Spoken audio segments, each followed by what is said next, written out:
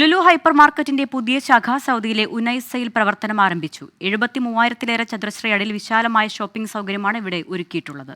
Unaizah governor പുതിയ ശാഖ ഉദ്ഘാടനം ചെയ്തു.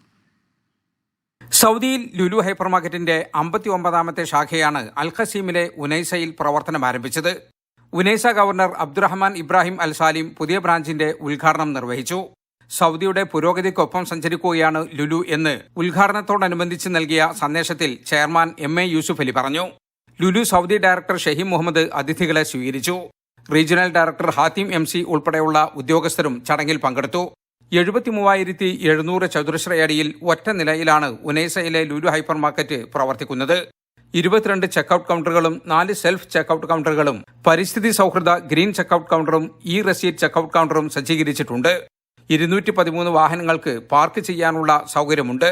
Diet food, pet food, seafood തുടങ്ങിയവക്ക് പ്രത്യേക കൗണ്ടറുകൾ ഇവിടെ പ്രവർത്തിക്കുന്നുണ്ട്. ജലീൽ കണമകലം, 24 ജിദ്ദ.